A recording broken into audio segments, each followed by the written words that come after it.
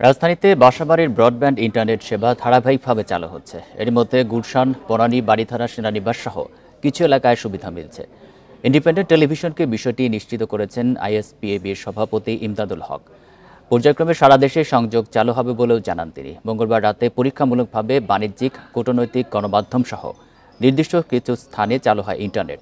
তবে এখনই সামাজিক যোগাযোগ মাধ্যম ব্যবহারের সুবিধা মিলছে না। এছাড়া মোবাইল ইন্টারনেট চালুর বিষয়ে এখনও কোনো সিদ্ধান্ত হয়নি বলে জানিয়েছে আইএসপিএবি।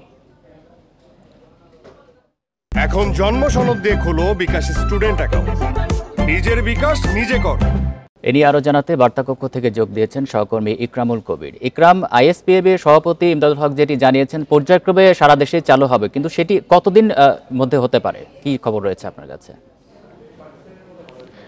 জি, কিছুক্ষণ আগেই তার সঙ্গে আমরা কথা বলেছি এবং আজকে দুপুরে বিটিআরসিতে একটি মিটিং ছিল। বিটিআরসি কর্মকর্তাদের সঙ্গে তিনি কথা বলে আমাদের যেমনটি এরপর সিদ্ধান্ত হয়েছে যে পর্যায়ক্রমে যে ব্যক্তি পর্যায়ে যে ইন্টারনেট সেটি কিন্তু সীমিত আকারে আসলে খুলে দেওয়া হচ্ছে বিভিন্ন এলাকায়। কিছুক্ষণ আগে প্রতিবেদনে যেমনটি বলা হচ্ছিল, বনানী, গুলশান এরকম কিছু এলাকা, সেনানিবাস, এই এলাকাগুলোতে পর্যায়ক্রমে ব্যক্তি পর্যায়ে কিন্তু আসলে ইন্টারনেট সেবা সীমিত আকারে মিলছে, অর্থাৎ যে স্পিড যেটি সেটা কিন্তু আগের মতো নেই। তো একটি বিষয় যদি বলা চলে, আমি সরাসরি জানতে চেয়েছিলাম আসলে কখন আসলে সারা দেশে আসলে মিলবে। তো তিনি আমাদের যেমনটি জানাচ্ছেন, এই সাইটগুলো কিন্তু নেটওয়ার্কগুলো যেহেতু ডাউন করা ছিল, তো এখন এগুলো আস্তে আস্তে ক্রমান্বয়ে আপ করা হচ্ছে, অর্থাৎ খুলে দেওয়া হচ্ছে। তো সেখানে খুলে দিতে কিন্তু কিছুক্ষণ সময় লাগবে। আপনি জানেন যে গতকাল রাত 8টার দিকে কিন্তু বাণিজ্যিক এলাকা, অর্থনৈতিক এলাকা, এরপর কূটনৈতিক পাড়া এবং মিডিয়া সংশ্লিষ্ট যে সকল এলাকা রয়েছে সেই এলাকাগুলোকে অগ্রাধিকার দিয়ে কিন্তু গতকাল পরীক্ষামূলকভাবে কিন্তু এই ব্রডব্যান্ড ইন্টারনেট সেবা 5 দিন পর, অর্থাৎ সেই গত বৃহস্পতিবার রাতে আমরা সারা দেশ থেকে কিন্তু এই ব্রডব্যান্ড ইন্টারনেট সম্পূর্ণ বিচ্ছিন্ন হতে দেখেছি। এরপর সেই 5 দিন পর ইন্টারনেট ফিরে আসে এবং রাজধানীর বিভিন্ন এলাকায় কিন্তু ইন্টারনেট মিলে প্রাথমিকভাবে কিছুক্ষণ মিললেও কিন্তু সেই সাইটগুলোকে আবার ডাউন করে দেওয়া হয়।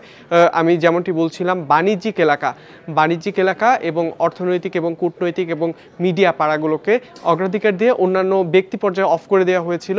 সেগুলো আবার ক্রমান্বয়ে আজকে দুপুরের পর থেকে খোলা হচ্ছে এবং আশা করা হচ্ছে যে আস্তে আস্তে সেটি হয়তো আজকে রাতের মধ্যে বলা যায় যে দেশের একটি বড় অংশে হয়তোবা এই ইন্টারনেট সেবা মিলতে পারে।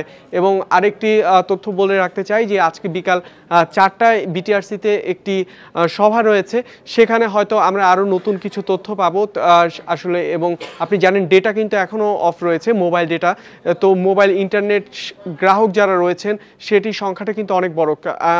বাংলাদেশে ব্রডব্যান্ড ইন্টারনেট ব্যবহার করে 1 কোটি জনগণ, এরপরে প্রায় 12 কোটি জনগণ কিন্তু এই মোবাইল সিমের যে ইন্টারনেট সেটি ব্যবহার করে থাকে। তো অর্থাৎ সেই মানুষগুলো কিন্তু এখন পর্যন্ত বঞ্চিত এবং তারা কিন্তু তাকিয়ে আছে, কারণ এই যে ইন্টারনেট বর্তমানে একটি মৌলিক চাহিদায় পরিণত হয়েছে, যার ফলে তারা কিন্তু অপেক্ষা করছেন কখন এই ইন্টারনেটগুলো খুলে দেওয়া হবে।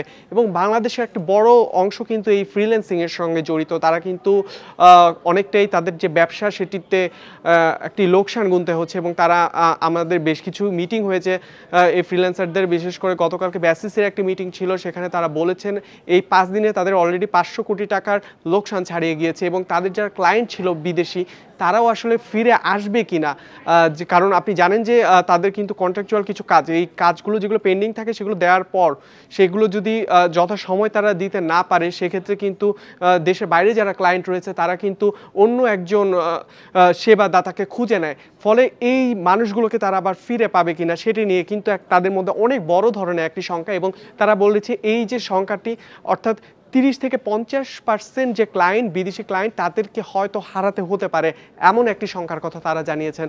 তো এই সব কিছু মিলে সাধারণ মানুষ এবং ব্যবসায়িক পর্যায়ে সব কিছু মিলে তারা কিন্তু একটি বড় রকমের একটি অপেক্ষায় রয়েছেন কখন আসলে পরিপূর্ণভাবে এবং সম্পূর্ণ গতিতে এই ইন্টারনেট সারা দেশব্যাপী সেবা মিলবে। তো এখানে একটি আইন শৃঙ্খলা ইকরাম, ধন্যবাদ আপনাকে। বার্তাকক্ষ থেকে জানাচ্ছেন সহকর্মী ইকরামুল কবির।